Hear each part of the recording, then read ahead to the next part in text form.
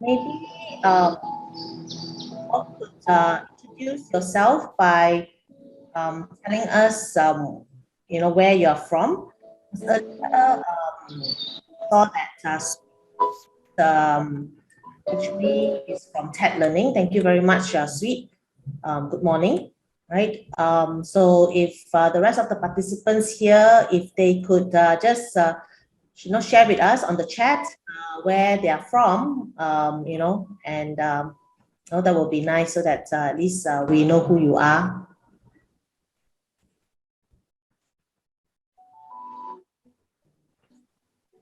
Yeah, hi, my name is James. I'm the speaker for today. I'm from Facemasks.tech. Good morning, everybody.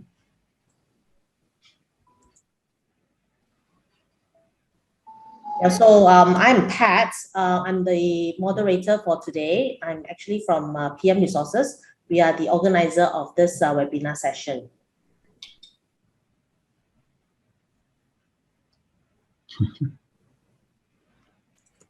Very shy. Thursday morning. Thank you, Fong. Fong is from Samdabi Energy Solutions. Thank you. Thank you, Fong Siu Kin. Hi, Harry Lau from Game Definer. Thank you very much. Yeah, it'll be nice if we know where you're from so that, we just break the ice a little bit before we start. We don't need you to speak. You just need to introduce yourself over chat. Yeah. Just let us know where you're from, so that we can have a little bit of interaction going.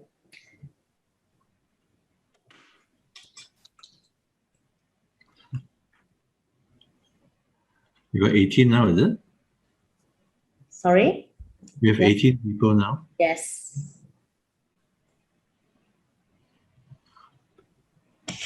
Morning, I think from Totonku Syndrome Berhad. Thank you. Thank you. And Susan from Web Byte Syndrome Berhad. Thank you, Susan.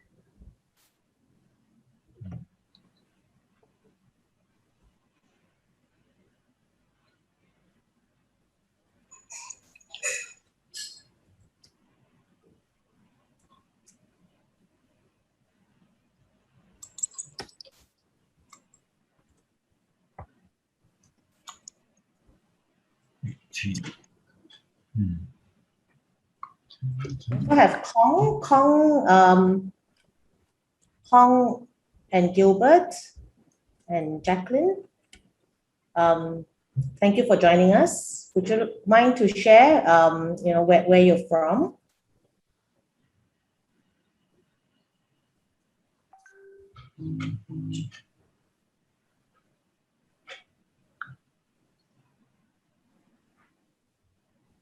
No problem, Gilbert. Thank you. Gilbert from Deswell Packaging. Yeah. No worries. You can, we'll admit you again if you need to leave and come back.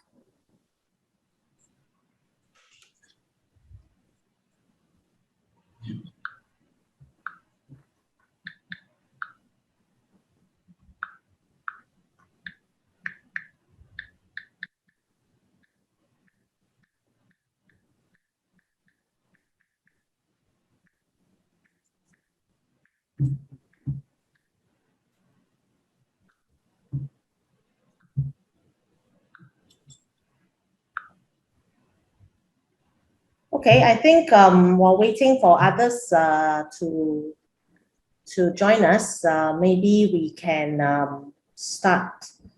Then as people join us, then they will be able to to hear the webinar as they join us. Yeah, because I think some of them are having some problems with their with their speakers or their laptop or something. Yep. Okay. Good morning. Good morning. Thank you for joining us. This is a quarterly. Well, we usually have a physical tea talk at our office. and we hold it every quarter.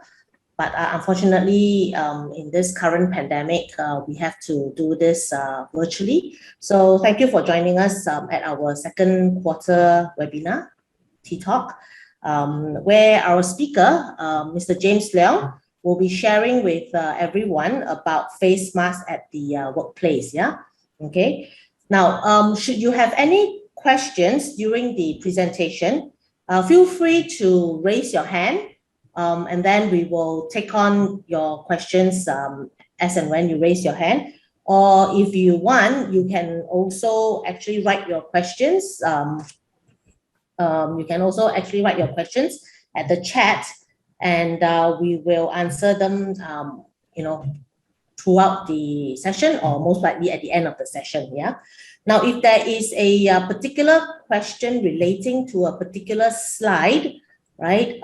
So when you ask your question, maybe you want to indicate the slide number. The slide number is actually at the bottom right of each slide that James will be presenting. So if you have a particular question relating to a particular slide, so it'll be good if you can indicate which slide you are asking the question from. Yeah. Okay. Now, while the webinar is on, I would appreciate if everyone unmute themselves. Unless they have a question, they can raise your hand. You can raise your hand, and you can actually, mute yourself. If you have a question, you can actually raise your hand and unmute yourself, and then we will take on some question. If not, you can actually write the question on the chat, and then we'll take it on from there. Yeah. Now, just a little bit about James and SafeTech. Now, basically, Facemasks Tech was created as a new business unit of AHD Furnishing Malaysia Sdn Bhd in order to provide the market with high quality face masks with strong certified protection ability and good breathability. Yeah? Now, Facemasks Tech, leveraging on the company's 50 years of track record as a fabric technologies company, practices a strong culture of researching and developing its quality solution. Now, AHD also has a significant experience in fabric sourcing, fabric distribution, and fabric production, especially custom production. Now, one major area which the company currently focuses on is specialties fabrics for healthcare institutions, especially fabrics which are produced based on relevant fabric performance standards. And these fabrics are the ones that are being used for the mask that is being produced by Facemasks. Now, James Leong, our presenter for today, now he's trained as a building professional, and has taken over the family business since 1992, and has managed to steer the company towards establishing itself as one of the leading companies in Malaysia, focusing on healthcare furnishings, and also now in certified reusable face masks. Okay, so over to you now, James. Yeah, okay, thank you. Thank you, Pat. Good morning, everybody, and welcome to this webinar today. I hope that we will be able to enlighten you with new insights about face masks, and we will also tie in with the topic today, which is face mask at the workplace. Bring the screen.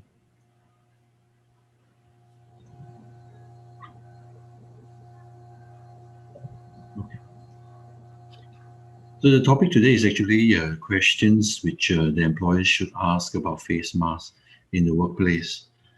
Given the current pandemic, I think this is a pretty relevant question. And in the course of actually preparing for this presentation, I have managed to, if I may, come up with, I think, a couple of important insights. And although they may seem simple, but I think hopefully those insights will help us understand the matter and allow us to make decisions as to how we can also help reduce the infection rate at the moment. First and foremost, I'd like to thank Pat and her team for organizing this seminar. Now, today's presentation will come in a few parts. The first part talks about the background to the current situation. I will start off by explaining about what we do. Though Pat has explained already, I'll go in a little bit of detail. And then we'll talk about the pandemic 17 months after the official date of 31st of December 2019. We look very quickly at the damage done, where we are at now, ask as to whether when we will recover, what next, many more questions, what have we learned and what we can do. Part two will cover the face mask basics. Simple as it may seem, it is actually a pretty well in-depth and a well-researched area. It is a science in itself, covering many aspects of it. We learned this last year as we started to develop Safe Mask Tech. It was not as simple as it initially seemed to be.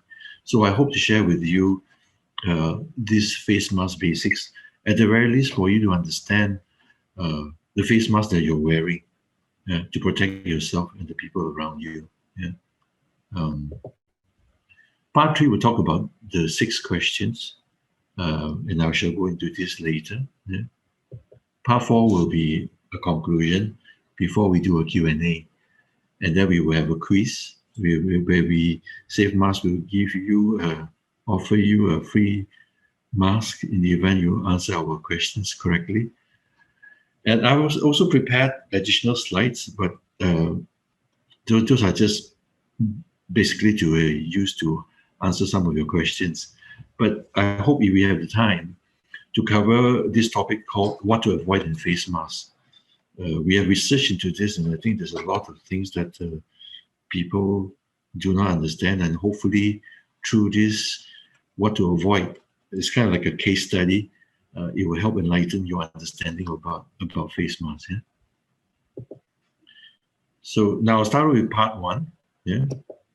So as Pat has said, that we are actually a soft furnishings company. Over the years, we have acquired our understanding about fabrics, how they are produced. We have gone further to work with our manufacturers in China to get them to produce the fabrics to our specification. So we currently focus a lot on hospital fabrics, and one of the key features of the fabrics are that the fabrics must be flame retardant. There was a case in 2016 in Hospital Sultanah Aminah in Johor. The curtains caught fire, amongst other things, and it was ascertained that the fabrics were not flame retardant, or rather it was rather flammable, and which resulted in the sacrifice of 6 lives. So we go into the detail of specifying the fabrics, the flame retardants. There are 2 types, one which is permanent and the other one which is treated. Treated fabrics can be washed off, so we do not supply that. We supply the permanent flame retardant type. So with that as a background, so I'm hoping to share with you that we do have our fabric technologies expertise. And it was with that we embarked into Safe Mask Tech. We learned a lot along the way, and we managed to actually come up with a pretty good solution. And that was after we took about 10 months to develop the fabric.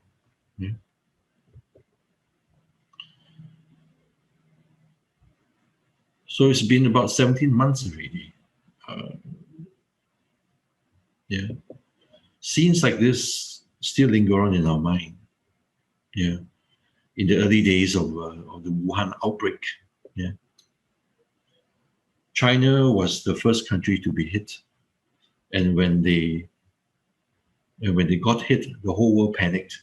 We really didn't know what to expect. Fortunately, they were very disciplined, and until today, they are very much in control.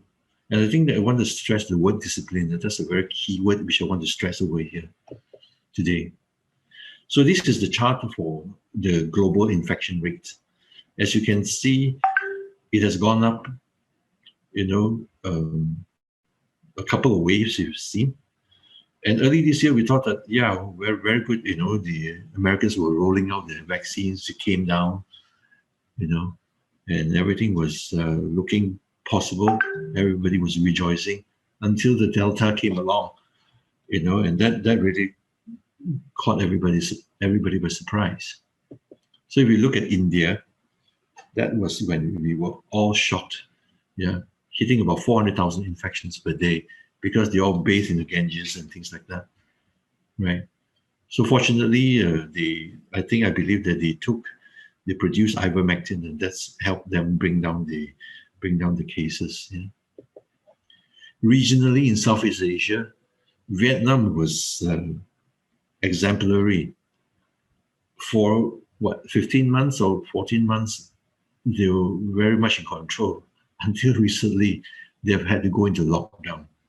Same thing with Thailand, and same thing with Indonesia, and of course ourselves. Yeah. Another interesting country is actually South Africa. You see this pattern here, it repeats itself. It makes you wonder whether we're going to see this for the next couple of years. Yeah. So just take note of the red arrow. I'll come back to this red arrow later. Yeah, because this red arrow is very critical in my explanation. The damage to economies. A lot of people are suffering, as we know. We have all these food banks coming up in Malaysia, and the damage to the environment. Now, I've done a very simplistic calculation. Yeah, so we just take the size of a face mask, and assuming that 1 billion people use it in 1 year, you actually cover the size of 9 Singapore. If this continues for 3 years and if increasingly 90 billion people use this, you will cover 81 Singapore, which is about slightly less than the size of Sabah below. Yeah. That's to give you the size. Now imagine you were going to the sea and you see this sea of disposable face masks. It's quite a serious matter. So I've actually also modeled this based on reusable face masks. So assuming that we use reusable face masks which can be washed, that you don't throw it after one use. I use our safe mask as an example. We can actually go up to 180 days of usage on the average. It'll cut down the damage to the environment significantly. So this actually supports the case for the use of the reusable face mask. Yeah. Now, where are we at now? This one is very interesting. The WHO classifies 3 types of variants: variants of interest, variants of concern, and variants of high consequence. So if you think the Delta variant is wreaking havoc, wait till Lambda comes by. And we are fortunate enough today that the WHO has not yet classified any of the current variants as variants of high consequence. Let us hope we will not reach this day. I think if we reach this day, it's going to be pretty serious. Yeah. The pandemic has caused illnesses like long COVID, COVID tongue and COVID fingers, and many more issues that we have never imagined. Yeah. Vaccination is underway. It's done a lot of good, but there are still question marks. Blood clots, heart inflammation, and things like that. Whether it works for on the Delta virus, we still don't fully understand it yet. We have also, fortunately, antiviral therapies, which are drugs, also effectively the repurposing of drugs. Repurposing means that you take the original purpose of the drug and you use it for something else. So like in the case of ivermectin, ivermectin is actually used by the vets to treat parasites. So they've actually taken ivermectin out and tested it on the COVID, and apparently it has worked. In some countries, they are using it. In Malaysia, they have started testing it in May, end of May, and they are hoping to complete the test by the end of September. So that if by the end of September it is confirmed usable, then the Malaysian government will announce the use of the ivermectin for the general public. Yeah. Remdesivir is the only approved drug by CDC. The rest, which I've crossed out with the strike through, are not yet approved by the CDC. Lianhua is being used by China. I did some research. It goes back to as early as May 2020, they have used it successfully. But Lianhua has been around for many years already, used to treat fever and things like that. So at this, for the participants here today, just please take note of this. These treatments. The other treatments below, I just happened to read it 2 days ago. An Israeli lab, led by a professor who specializes in the repurposing of drugs. He's tested a couple of thousands of drugs, and these are the 3 that he has actually shortlisted that he hopes that can be used to treat COVID. Yeah. Global recovery. Take a look at the chart. I've just flipped it around, a simplistic flip. If I use that end of 2021 or early 2022, but I don't think that's going to happen with the Delta virus. So 2021 is out of the question. 2022, 2023, we don't know unless somebody comes up with a drug which can be produced very fast, or even a vaccine. Yeah? And on top of that, we are seeing the regional spikes, and we really don't know whether these regional spikes are really temporary spikes, or is the start of actually another round of major pandemic. Yeah? Lots of questions we have. Are we going to see this as endemic? Will this virus ever go away? Will another one come again? I read again, monkey virus. Once in a while, you have things, funny virus being reported. What will happen when we go back to work? Will we ever go back to work? Shifting and converging conclusions. I mean, we learn along the way. For example, previously it was said that the virus spreads via 3 ways. Number 1, via droplets. Number 2, via aerosols. Number 3, via surfaces. Right now, I think the WHO is saying that it spreads mainly via aerosol, which is airborne, which is actually in the air. Yeah, when previously the WHO for many months said no, it doesn't spread via air. Okay, so how do we come to terms with it, and what have we learned? But one thing for sure, I think we have learned that breathing is very important. Yeah, when you close your face, then you start realizing, wow, okay, I'm thankful I can breathe. We have learned about the importance of the respiratory protection. Yeah, like the face mask, and I'll show you other types of respirators later. And we have also learned that life is precious. Yeah? We've perhaps taken this for granted for too long. Yeah? Now, what can we do? Now, before we figure out what we can do, I have managed to identify 3 underlying patterns. Number 1, the virus is evolving. You can't stop that. Number 2, fortunately, the solutions are being developed. And number 3, the biggest problem that we have is the human complacency, the impatience, and lack of discipline. I think this is the single most major contributor to the problem that we have today. So if you look at the Malaysia chart below, from May onwards, that's when the festive season happened. That's where we see the 10 to 13,000 today. And you can actually apply this to South Africa. I would also say that this is because of the complacency, impatience, and the lack of discipline. Complacency, yeah, it's okay lah. Impatience, no, I really can't take it anymore. I think I better go back to work. And lack of discipline, and people don't bother. To me, I think as I've said, this is the biggest problem that we have today. And if you see Indonesia and many countries, they're all recurring, and it's because of this. UK, they're opening up. Malaysia today, 10, 13,000, they're still letting people go back. I mean, not that you cannot go back. I think, to me, I think it's more could have been done actually to do things in other ways, in alternative ways to bring the pandemic down. So to solve this problem, yeah, you really can't solve the virus evolving. On the solutions, yes, I think we can continue to develop the vaccines and the antiviral drugs. And of course, we must exercise stricter discipline and SOPs, not just exercise discipline and SOPs, but exercise stricter discipline and SOPs. I think each of us here today hope that I will be able to convince you that to be more vigilant and more disciplined. Yeah. Well, same measures, but stay at home, work from home, and everything.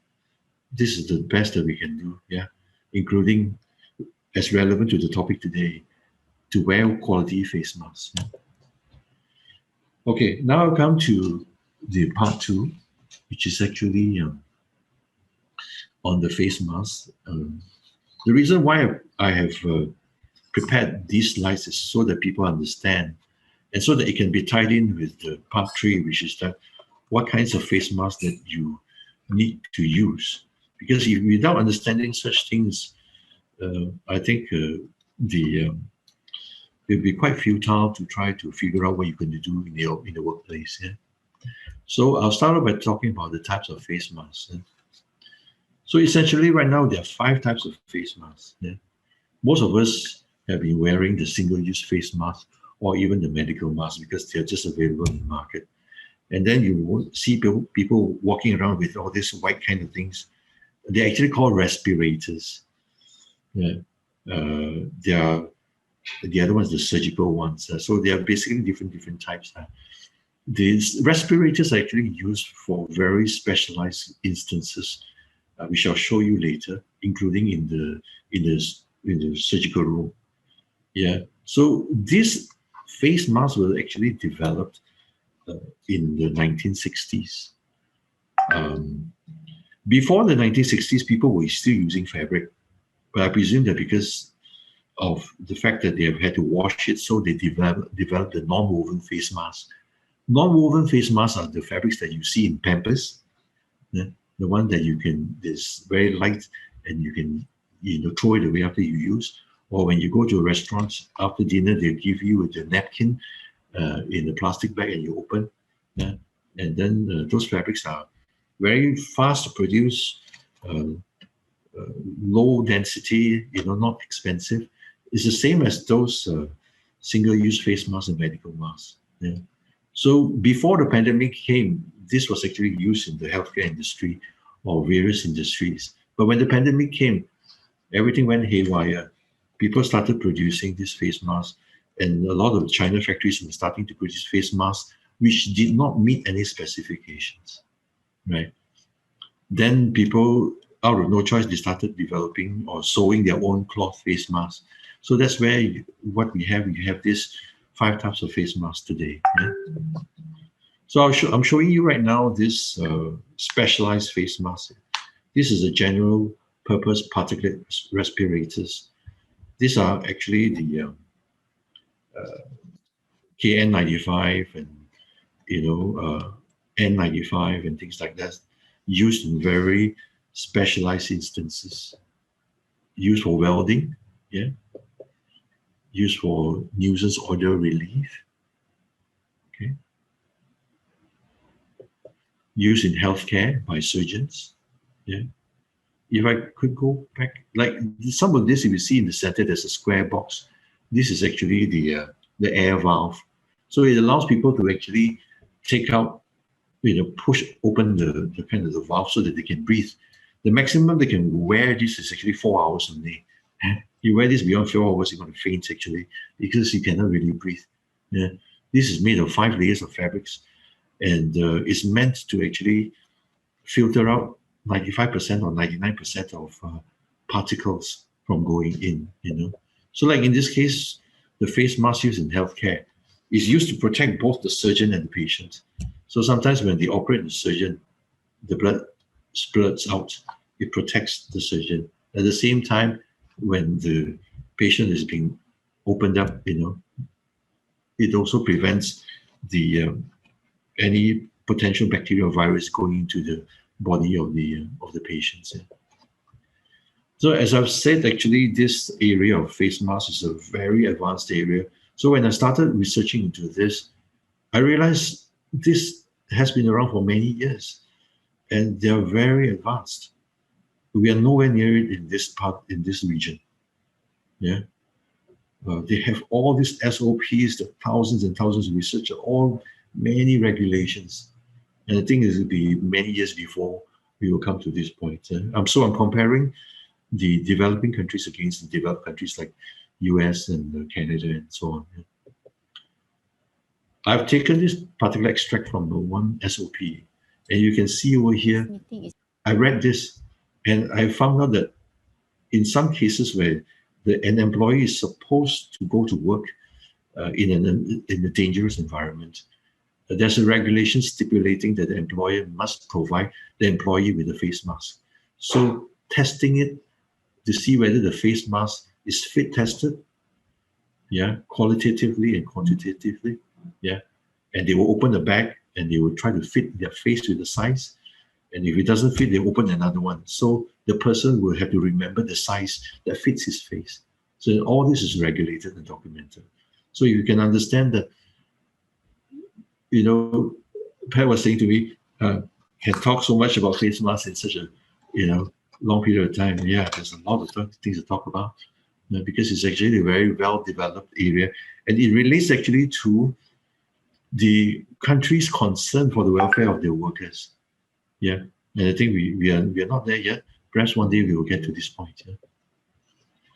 Okay, now I'll come into the details of the face of this issue here. So I mean, if you really want to solve this issue here, this issue from today onwards and beyond, we really need to understand what we're talking about. And we have this good friend of ours who is about 0.06 to 0.14 microns in size. 1,000 microns is 1 millimeter. And that's how small this one is. And as I've said earlier, COVID is transmitted via droplets, aerosols, and surfaces. Droplets is when you sneeze.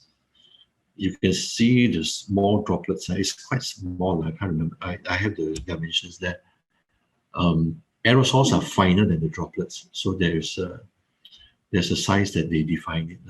So when you sneeze, it goes within a few meters. So but when you are infected, when you breathe it out, the virus travels in the air in the form of aerosol and it floats around.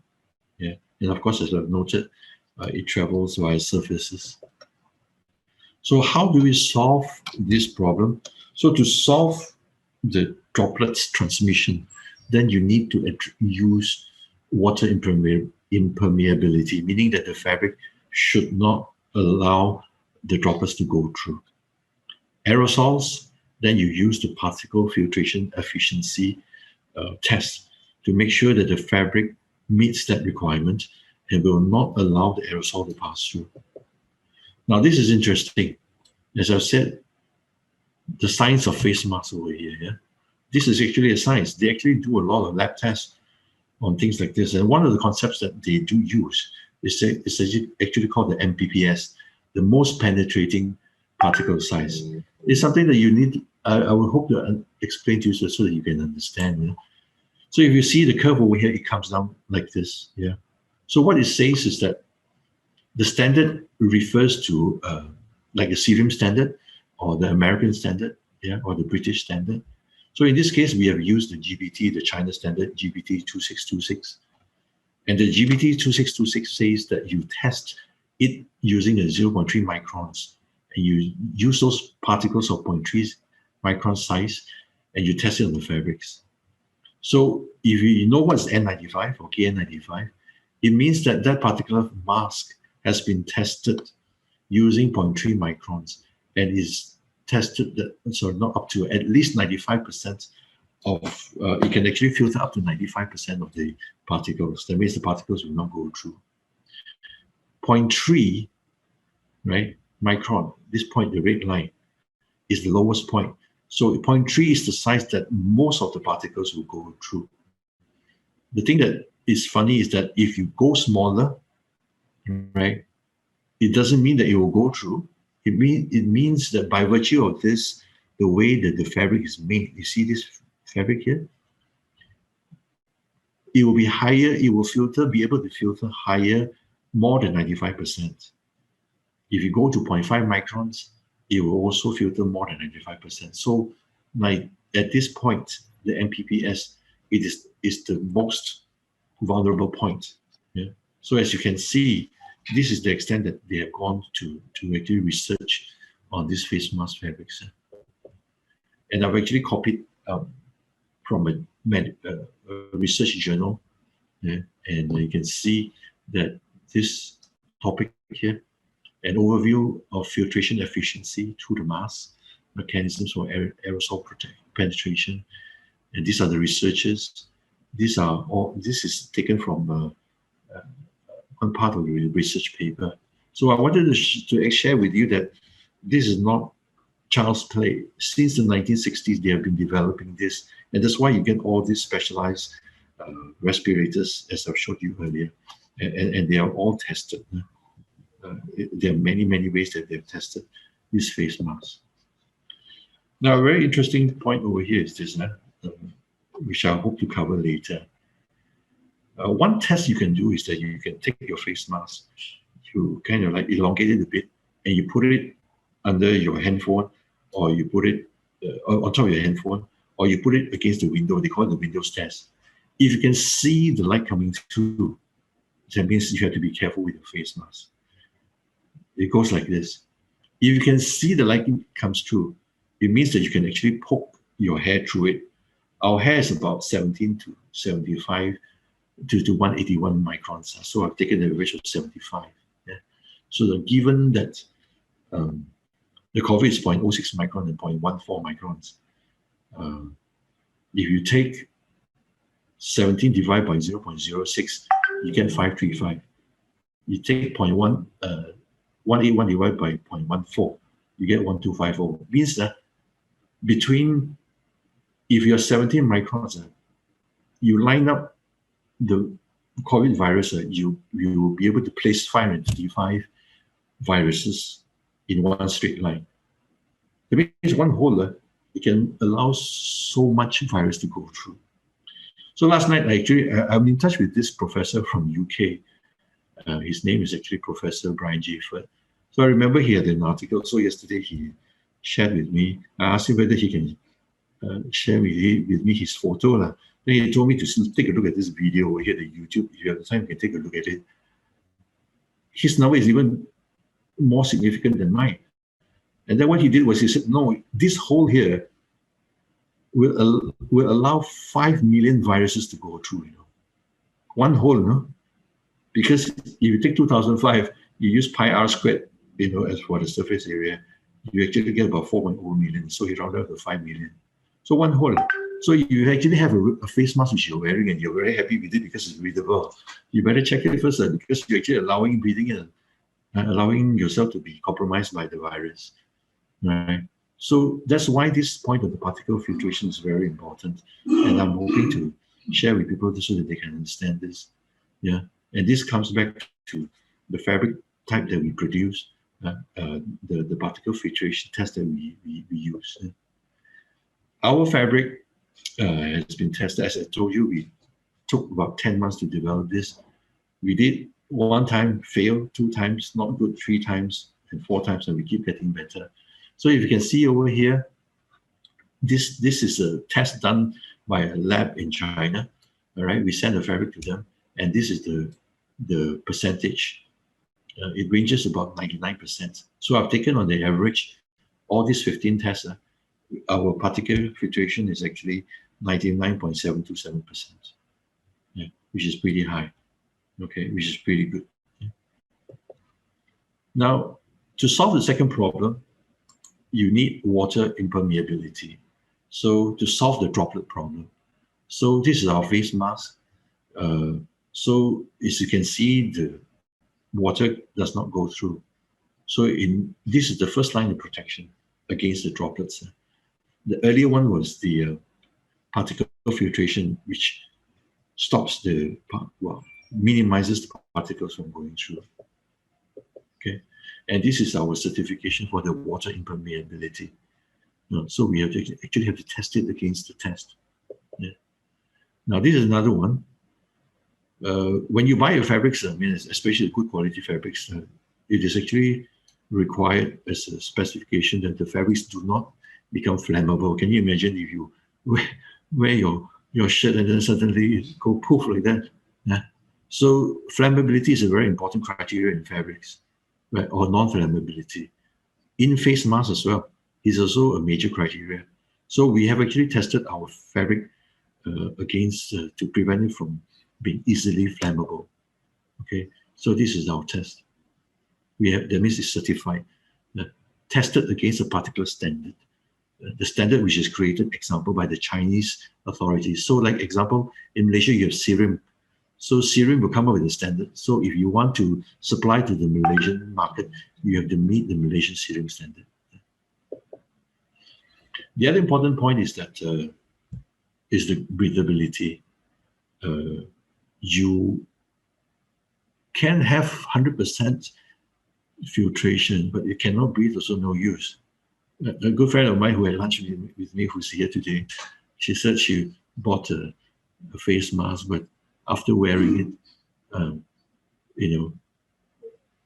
getting down from the car, walking for about 100 meters, had to take it down. So that made me realize, so what's the point? I mean, you want to wear something that protects you, man. You don't just buy it because it's thick or they say to use 100% filtration, but you cannot breathe. So when you take it down, then you are compromised already, right? So the thing is here that there are two things that must be looked out for. It must be able to give you protection, at the same time, give you good breathability. There must be a balance, It is a very fine balance, because if you increase good breathability, the penetration, is increased, so it's not good. So it's a very fine point to do. This testimonial from my friend's daughter, I was very happy to hear that. And so she actually used this 8 hours straight during a production shoot. Yeah. So just for this point here, very important, make sure that you have certified protection and that the mask is breathable and of course not non-flammable. But bear in mind, if you have a mask which is certified with certified protection, that doesn't mean it's breathable, as I've said. I'll come to this later. Anyway, this is just a diagram that we have, how we show that the light blue ones are the droplets, which are bigger particles, and the COVID. Yeah. So we have 100% protection and the 99.7% protection. Yeah. And you see over here, the droplets is more than 5 microns when you sneeze. And then the aerosol or the airborne particles is between 1 to 5 microns. Yeah. But I know that things like this, it varies from researchers to researcher. Some may define it in different sizes. I've seen different sizes. But in any case, it's almost about the same. Okay, the costing. Sometimes, the price of our reusable mask is about maybe 10 to 20 to 30, right? So, but you really think about it, like in our case, our face mask can be used for, on the average, 180 days. So you buy one, it's also $30. But I know, without realizing it, if you buy one disposable face mask for 50 cents, you're going to pay $90, over a period of 6 months. And if you use N95 or FFP2, which is almost the same as N95, it will cost about $3, and it's $5.40. A friend of mine is talking to a potential client for us, and that particular outlet, that company has a franchise, and they have about 1,000 people, and the company actually allows the staff to buy and then they claim later. So can you imagine the amount of money they have to spend, on this N95 or FFP, and you cannot breathe, mind you. Yeah. So you just don't look at the cost of the face mask just like that. You got to look at it, compare it, what we call on the life cycle costing basis, meaning that you got to put the dimension of time in it to compare. So at the end of it, I don't think price is that critical. even if it looks expensive. And as I've said, life is really precious. So better select, the face mask properly. And the key selection criteria is actually certified protection and breathability. And there are other criteria as well. So now we'll come to this part 3. And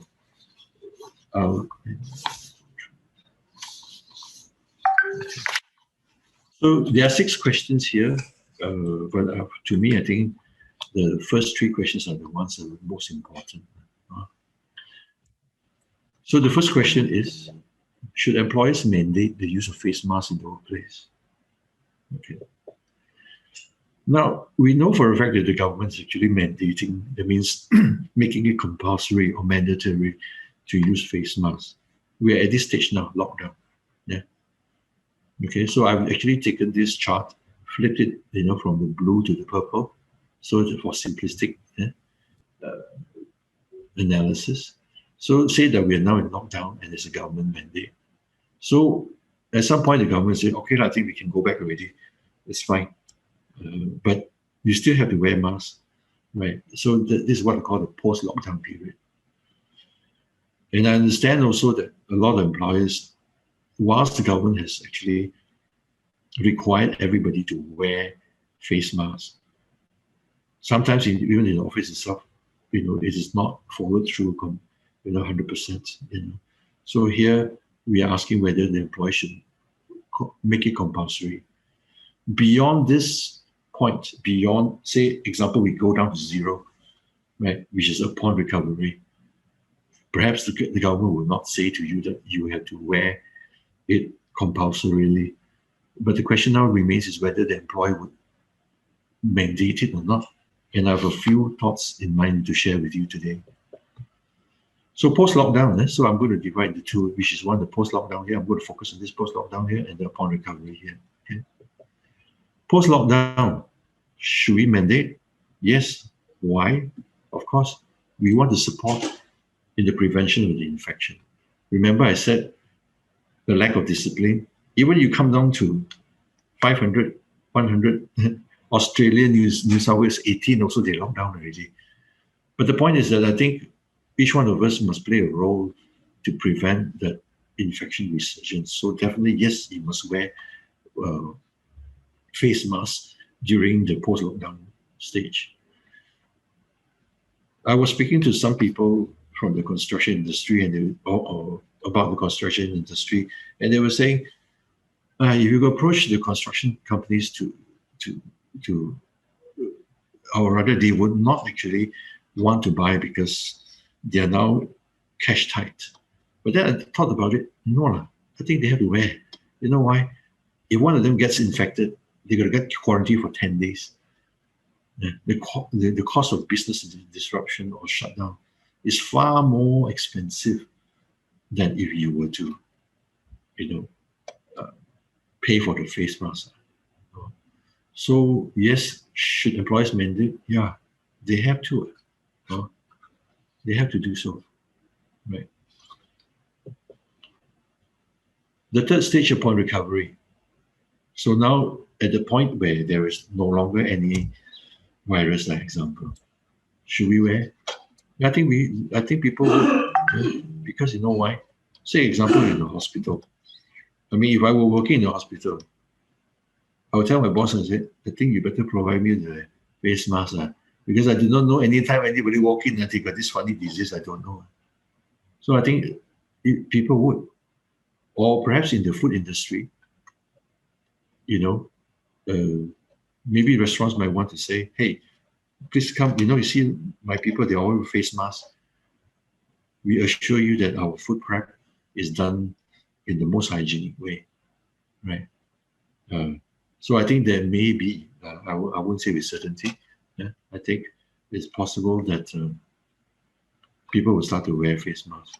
Now, the point over here is that I'm also saying that it is not only through the employer's mandate, I think employees will start to ask employers to provide the face mask from the perspective of occupational safety and health. Yeah. So it's a new thing. So if you tie it back to the US, where they have heavy regulations, I think the time will come, because I think it's fair and it's important to protect the employees. Yeah, because a lot of them are actually working in very hazardous or maybe semi-hazardous conditions, and so I think they ought to be given the due protection. The second question is, should employers provide employees with face masks? Yeah. So should they pay for it? Well, I put it in gray because I've answered it in the previous question. But further answers would be like, yes, why not? I think the bosses ought to show the care and appreciation to the staff for their well-being. Or even some employees may not be able to afford such face masks. Or maybe to take it a step further, is an opportunity for branding. What types of face masks are most appropriate? Okay, you've seen this diagram before? The same one. So as I mentioned, from the left, number 2, 3, 4, 5. Number 3, 4, 5 actually meant for specialized fields. It was used widely by the public because people were afraid. But it was meant for surgeons.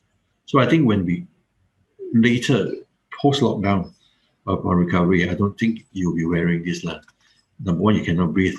And number two, you look really weird wearing all this kind of thing, walking to work, with this kind of face mask around. So I don't think you'll be wearing that.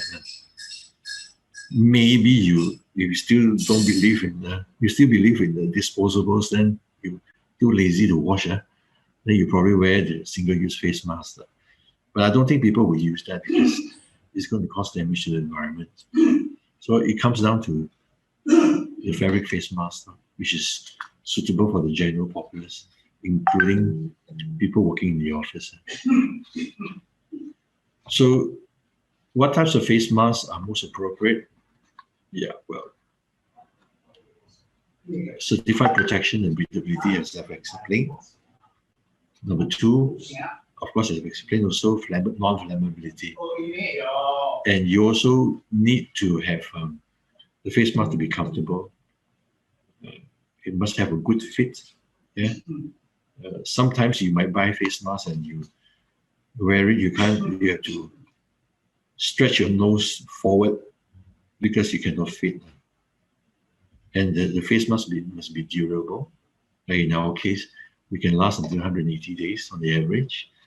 Utility, what I mean here is that we have 3 types of what I call fasteners. One that can hang around my neck so that I don't lose it, or the other one is the head loop for especially the Muslim ladies who when they wear the the headscarf, they can't tie the ear loop to the ear, so they have to use a head loop.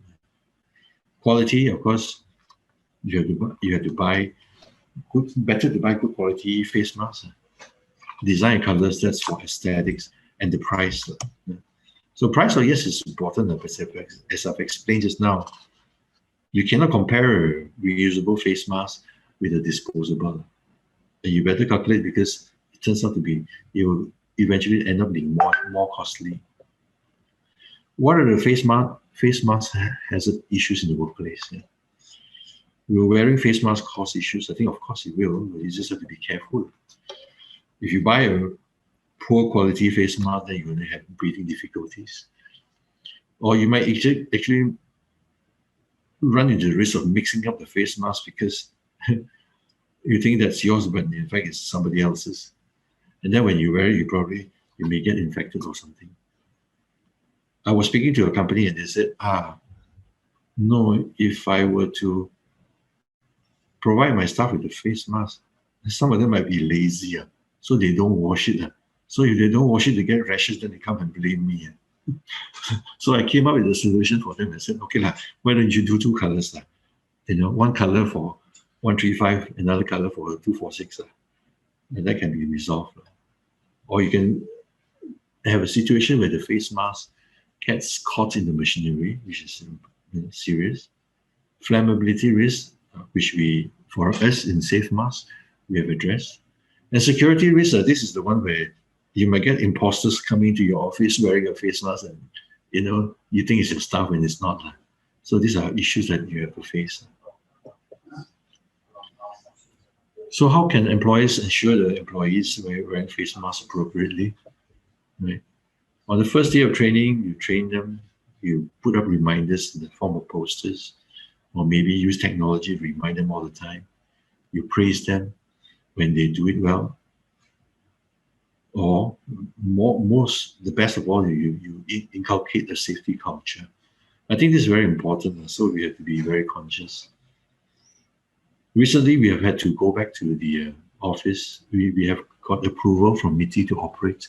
So I normally have briefings for my staff every morning or every few days. So I say to them, hey, please be careful. You might be coming from a place where it's highly infected. Yeah. So please be careful. So don't bring in, if you know that you are compromised, then better declare it. So I think that kind of safety culture is important. Post-lockdown, upon recovery, same thing. I think very important is that the company, right,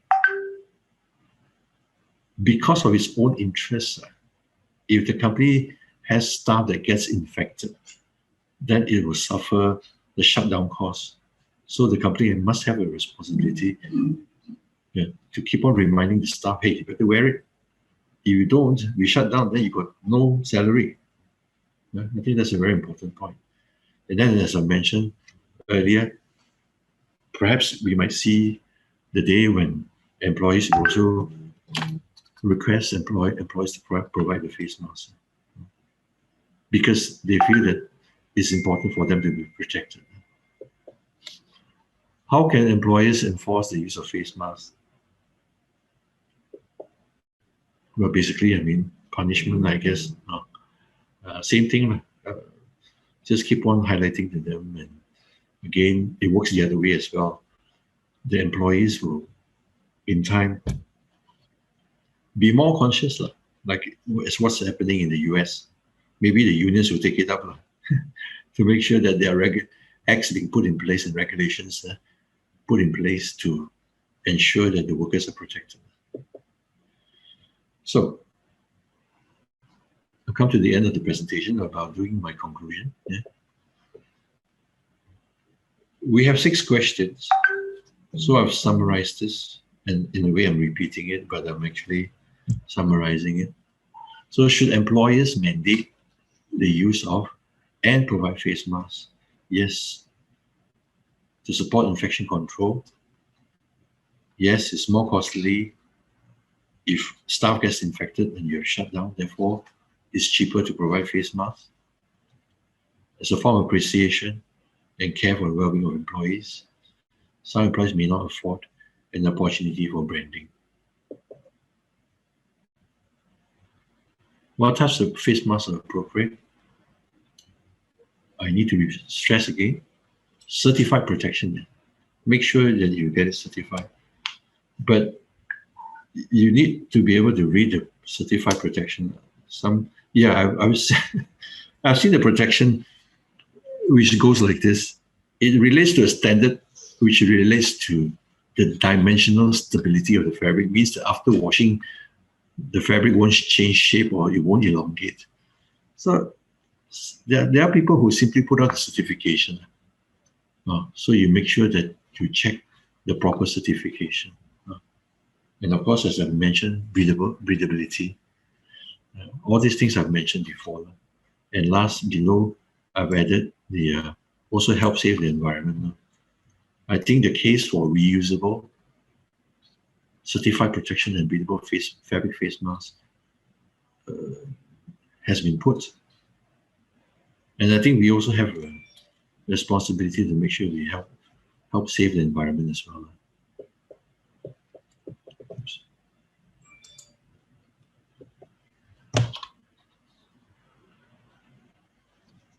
Yeah, it comes down to this, as I've said, the biggest problem we have is the complacency, impatience, and lack of discipline. Of course, we have the virus flying around, mutating. We have our scientists researching, doing what they can. But I think putting aside the poor governance of the government, which is also a factor in my view, I think each one of us have this responsibility. So like in the case of Malaysia, you see over here, this is Malaysia, right? We're now here. So when we come down to this point, whether we get down to this point, it's going to require a lot of discipline.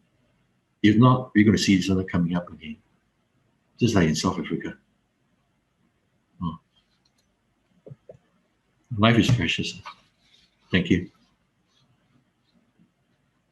So can I take questions?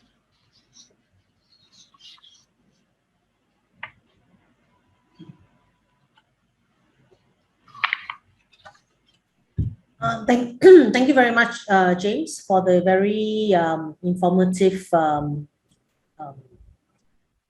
session. Is there any questions from anyone? Feel free to write your questions in the chat if you have.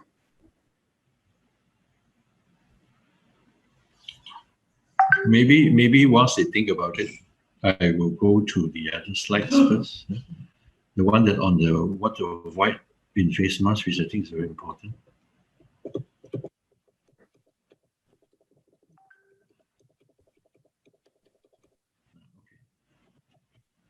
This one is important because you can relate to it.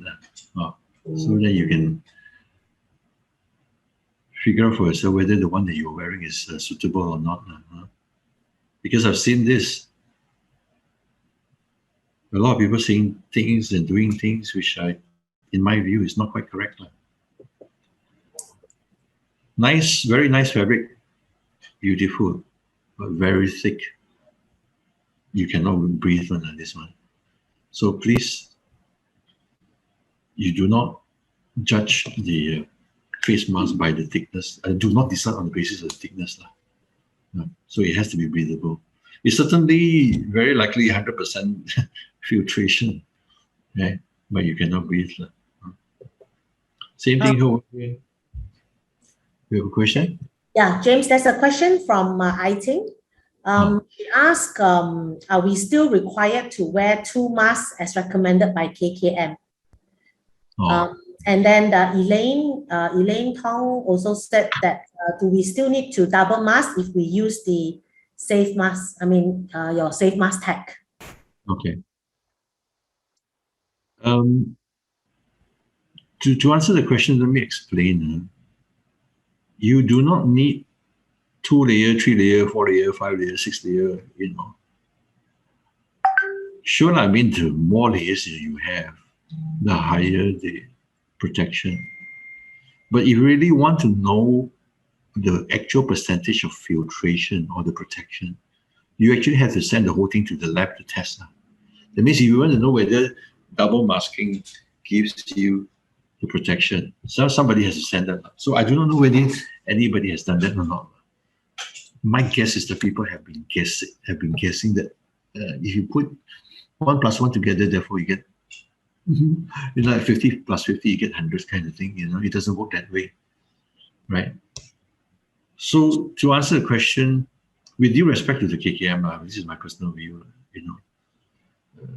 I would concede only if they say they have a testing report saying that, yeah, we have actually sent this for testing, and here it is. This is actually 95% or whatever. But without that, I think a bit hard to justify. Yeah. So that's not to put the KKM down, but I think they say that together with the CDC in the US, because it's a very simple solution. True enough, I think one of the years not so good, right? But 2 better. But really, how many percent? I don't know. They have to test. We have tested ours. Our fabric is 99+%.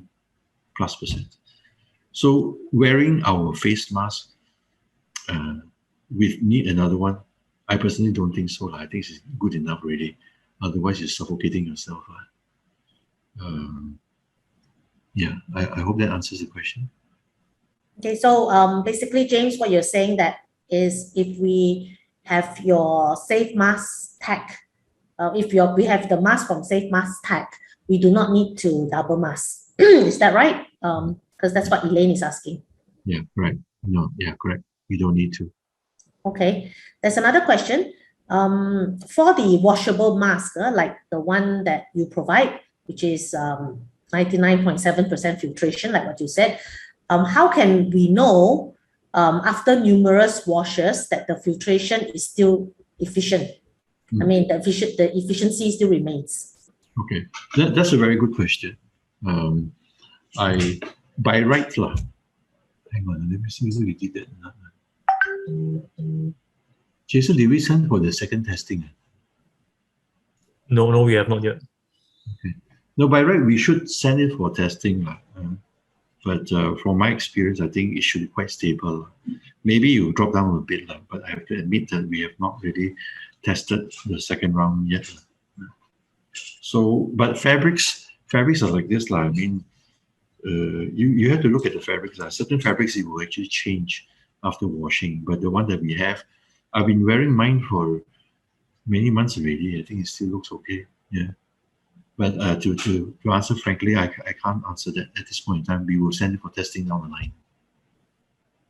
Okay, so James, you will be sending your mask for testing to see whether after how many washes the filtration efficiency will still remain? We will be, because we have been caught up with many other things. I mean, to do a test takes quite a bit of time when we have to organize many things. You know? So, yeah. But I don't think it's going to drop down below 95. It won't happen like that.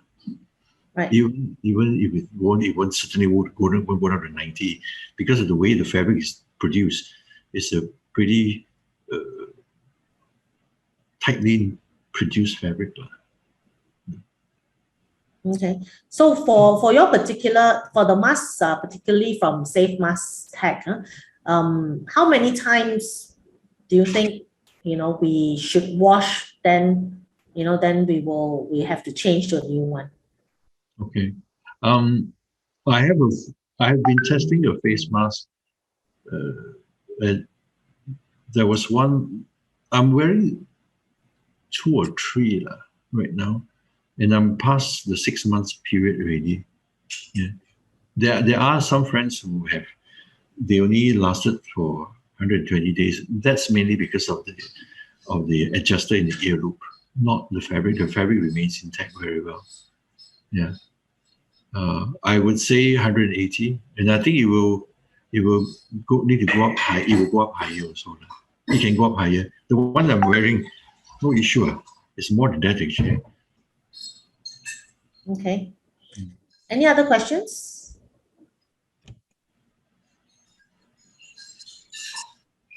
Any other questions from the participants?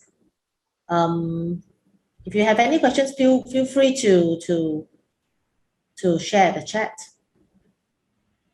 Meanwhile, James, do you have any more information to share with us while we wait for some other questions? Let me finish this part on the what to avoid in face mask, which I think is very simple to understand. So as I was saying, that this is don't get the fabric which is too thick, and you also need to test it. Unfortunately, either you buy it or you test it yourself, or you rely on testimonials.